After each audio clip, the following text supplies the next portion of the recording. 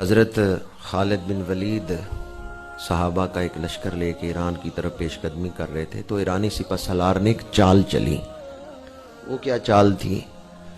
اس نے کہا کہ یہ جو لوگ آ رہے ہیں ان کو ہم عیش و عشرت میں مبتلا کر دیں تاکہ یہ اپنے مقصد سے غافل ہو جائیں، اور اس سے پہلے کہ جنگ کے میدان تک پہنچے یہ ہم سے لڑنے کا ارادہ ہی ترک کر دیں۔ ان کا جو ہمارے ساتھ لڑائی کا ارادہ ہے یہ ارادہ ہی ترک ہو جائے، یہ ارادہ ہی چھوڑ دیں۔ اس کے لیے اس نے طریقہ کیا اختیار کیا؟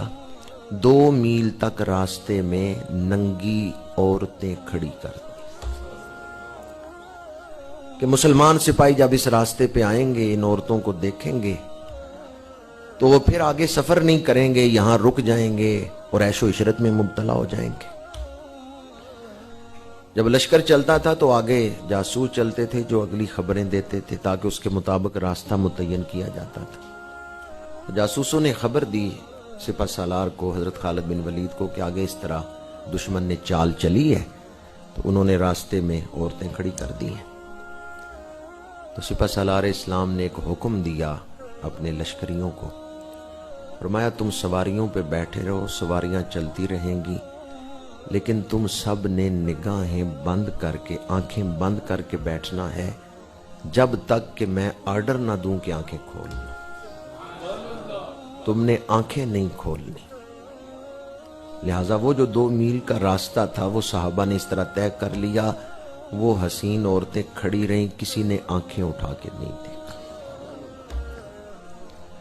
اب جو ایرانی سپہ سالار کے جاسوس تھے نا، انہوں نے جا کے اس کو خبر دی کہ جو تمہارے ساتھ جنگ کرنے آ رہے ہیں وہ فرشتہ کردار کے مالک ہیں، پاکیزہ کردار کے مالک ہیں۔ اب میری نگاہوں میں جچتا نہیں کوئی، جیسے میری سرکار ہے ویسا نہیں کوئی۔ فضالہ بن عمیر میرے آقا کریم کو شہید کرنے کے ارادے سے آئے اور حضور کے پیچھے طواف کر رہے ہیں۔ میرے آقا کریم رک گئے، فرمایا فضالہ کس نیت سے آئے ہو؟ فضالہ نے جھوٹ بولا، کہ میں طواف کی نیت سے آیا۔ فرمایا پھر بغل میں خنجر کیوں چھپا کے لائے ہو؟ اوپر چادر تھی نیچے خنجر تھا۔ فضالہ سمجھ گئے یہ اللہ کے نبی ہیں۔ چادر ہٹائی، خنجر نکالا، خنجر پھینک دیا اور حضور کی بارگاہ میں ہاتھ جوڑ کے معافی مانگی۔ کہا مجھے یہ بتائیں جب میں قتل کا ارادہ کر رہا تھا ایک میں تھا، ایک میرا دوست تھا، تیسرا بندہ کوئی نہیں تھا، آپ کو کیسے پتا چلا؟ میرے آقا کریم نے فرمایا میرے رب نے مجھے منظر دکھا دیا ہے۔ فضالہ نے کلمہ پڑھا، صحابی بن گئے۔ اب صحابی بن کے حرم سے نکل رہے ہیں، اپنے گھر کی طرف جا رہے ہیں، گلی سے گزرتے ہیں جس گلی میں دنیاوی محبت کا ایک تعلق تھا کسی عورت کے ساتھ، وہ دروازے پہ کھڑی ہے، اس نے دیکھا فضالہ آ رہا ہے تو اس کا خیال تھا فضالہ میرے گھر آئے گا، پر اب وہ فضالہ نہیں، اب وہ حضرت فضالہ بن چکی ہے۔ اب وہ عالم کفر والے فضالہ نہیں رہ گئے، اب تو وہ صحابی رسول بن گئے۔ جس طرف چشمے محمد کے اشارے ہو گئے، جتنے ذرے سامنے آئے ستارے ہو۔ اب ان کا کردار سمر چکا ہے، انہوں نے نگاہ اٹھا کے نہیں دیکھا، وہ نگاہ جھکا کے گزر گئے اپنے حال میں۔ اس عورت نے آواز دی، اس نے کہا فضالہ کیا میرے گھر نہیں آؤ گے؟ جناب فضالہ نے جو جواب دیا نا اس کا ترجمہ میں کر رہا ہوں کہ جناب فضالہ نے بے پرواہی سے ہاتھ جھٹکتے ہوئے کہا اب میری نگاہوں میں جچتا نہیں کوئی، جیسے میری سرکار ہے ویسا نہیں کوئی۔ حضور کے حسن پاک کا تصور کریں تو دل کی میل اتر جاتی ہے۔